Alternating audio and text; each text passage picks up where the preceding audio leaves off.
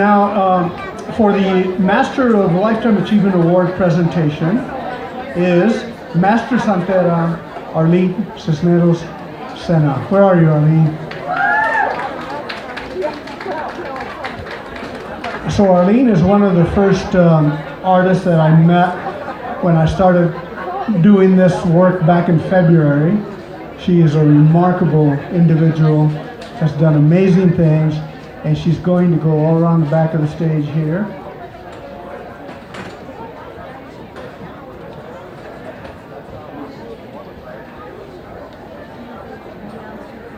Arlene, thank you for everything you do. We're so proud of you and your work and contribution over the years. Thank you.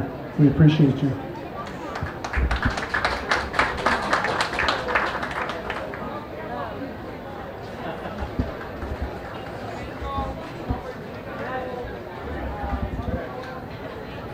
Okay, happy to be here. I have a tremendous honor today, and that is to introduce you to this year's Master's Award for Lifetime Achievement. So what does it take to be deemed a master? If you've earned the Master's Award, it's through the art form. They must have made contributions from within their community and beyond. The artist has raised awareness of Spanish New Mexico, artistic traditions and culture, and has worked to advance the art form by teaching and promoting. So this is not something that somebody just does in the span of 20 years, but for a lifetime. This year, 2019, Rita Padilla Haufman has earned this important distinction. For those of you who know Rita, come on up. Come on. For those of you who know Rita, you know the educator, you know the scholar, you know the level-headed, logical, but very elegant and humble person. Her contribution to Spanish market and to the community is beyond measure. Her art form, weaving, has earned her many, many awards in Spanish market and beyond. And as a matter of fact, Rita is a rock star in the weaving world. So we're proud to welcome her into the fold. And I'm really proud to call her my friend. But say congratulations to Rita Padilla Haufman, our next master.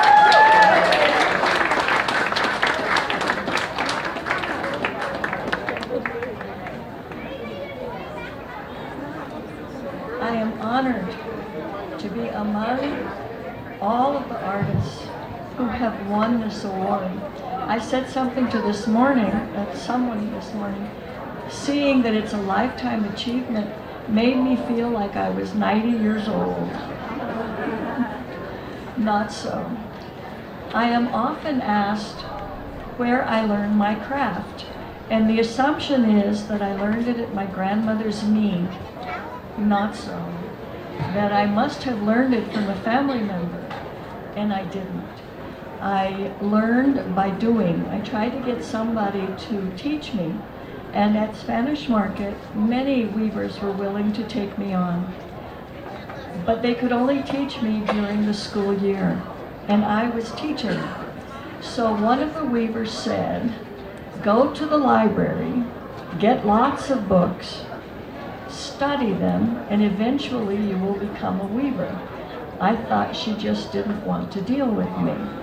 What she also said was that if I learn from somebody else, I will learn their style, their mistakes. What I needed to do was to develop my own style. And so that's what I did.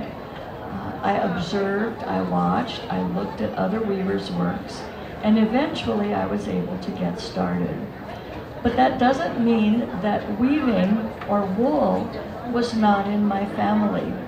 It turns out that my grandfather would go to what they call La Borrega, up to the sheep camps. He used to be the cook. And when he came back from that, he would come home with 2 or 3 or however many big bags of fleece. My grandmother would wash the fleece. She would card it, and then she would use it to stuff colchones. Colchones are mattresses, and that's what the family would sleep on, these mattresses. So even though my grandmother didn't weave, it was obvious that wool was in our family in some way. I also discovered that I had several ancestors, women, who were identified on the early colonial census for New Mexico, actually for Rio de Tesuque. And these women, unlike other women, were identified by occupation. Normally in the census it will say Juana Maria or whoever is the daughter of, or the wife of, or the sister of. Instead, these 7 women were identified by occupation. They were mediera, M-E-D-I-E-R-A. They made stockings or socks. They were in the production of knitting textiles that would be sent on the colonial trail, on the Camino Real, to Mexico City as trade goods. And these women must have been knitting prolifically. Obviously, they had the wool of the area, the churro wool. And so, when I weave a piece, I include a little tiny sock on the right-hand corner of all of my pieces, because it is a tribute to these 7 women who normally would be unnamed, but tenían nombre, and they were mediera. And I want to mention their names. Probably some of you are related to them. They were Maria Josefa Esquivel, Maria Loreta Garcia, Maria Francisca de Loreto Gonzalez. All the women were always named Maria. Maria Nieves Cordova Mirabal, Maria Rosalia Moran, Maria Josefa Padilla, and Maria Loreta Padilla. Perhaps 100 years from now, when somebody's looking at the census that will be taking place soon, they will find my name, and next to my name, my occupation, which is Tejedora. I am a weaver, and I am most pleased to be present at Spanish Market and to be honored with this distinction. I thank you. Thank you.